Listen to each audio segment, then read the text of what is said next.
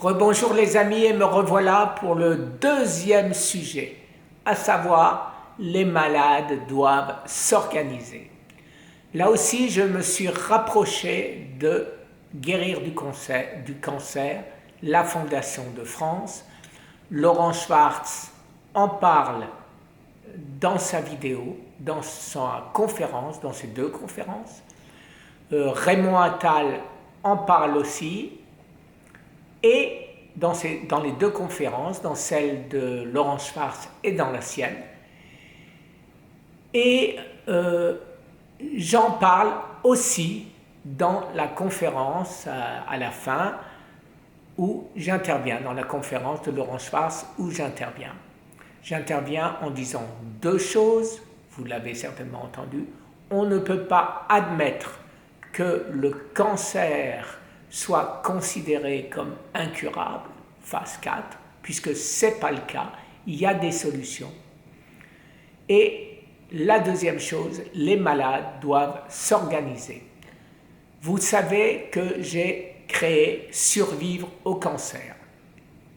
Survivre en cancer, aujourd'hui déjà, recueille des gens bien intentionnés, des malades, qui écrivent à Survivre au cancer @gmail.com pour dire voilà, j'ai un cancer stade 4, j'ai un cancer du cerveau. Il a démarré en 2018 et ça s'arrête là, à la rigueur le numéro de téléphone, ça s'arrête là. Je regroupe toutes ces informations pour faire ce que j'appellerais un club d'entraide des malades du cancer, bien sûr. Moi, je ne peux rien en faire, je ne suis pas médecin. Mais par contre, Laurent Schwartz, la Fondation de France, pourra en faire quelque chose.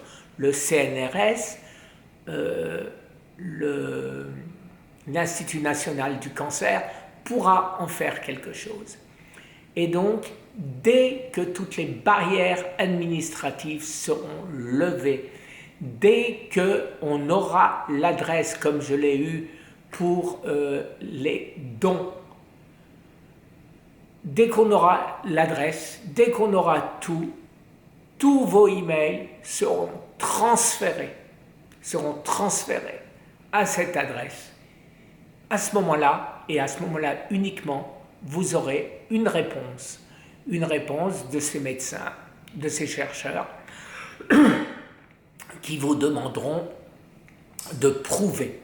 De prouver, ça veut dire une attestation médicale ou encore plus simple, votre dossier de l'hôpital où il suffit de se loguer et vous pouvez le télécharger ou simplement donner l'autorisation à cette fondation de se loguer sur ce compte. Mais je crois que c'est plus simple de le télécharger et de l'envoyer. Voilà les amis pour cette deuxième vidéo.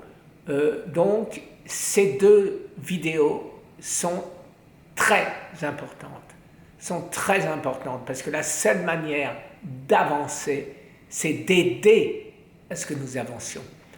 Ils insistent, tous les participants à ces conférences insistent sur le fait que les malades doivent s'organiser.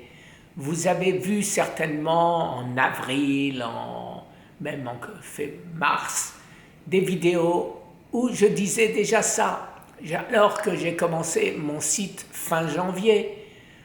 En février, j'avais peut-être 50 personnes qui me suivaient. Aujourd'hui, nous sommes presque 19 000. C'est pas beaucoup par rapport au nombre de vues, puisque nous sommes à 3 100 000 vues. Donc, il y a plein de gens qui regardent, mais qui ne s'abonnent pas. J'aurais préféré, bien évidemment, qu'ils s'abonnent, absolument pas pour une question d'ego. Vous savez que mon but, c'est d'aller voir nos gouvernants et de leur dire, voilà, j'ai 3 millions, j'ai 5 millions, j'ai 10 millions de vues.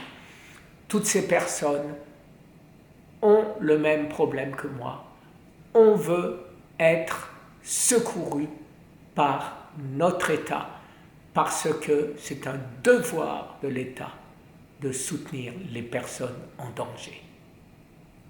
Tout simplement, les amis, donc un maximum d'informations. J'aimerais arriver avec une liste à rallonge. Et de cette manière, eh ben, plus vite ce sera fait, plus vite je pourrai aller voir l'Institut national du cancer et obtenir gain de cause. Vous le savez, je ne veux pas y aller aujourd'hui avant d'avoir réuni. Nous sommes en train de travailler dur là-dessus pour réunir un maximum d'informations, pour réunir à travers le monde entier, tous les professeurs, tous les chercheurs, tous les hôpitaux, toutes les universités qui constatent, qui admettent que le cancer est une maladie métabolique. Pourquoi la France ne l'admet-elle pas encore? Énigme, mais on va remédier à ça. Merci encore de votre aide, les amis. Au revoir. Je vais essayer de faire une vidéo un peu plus légère, après, parce que... Très bonne journée.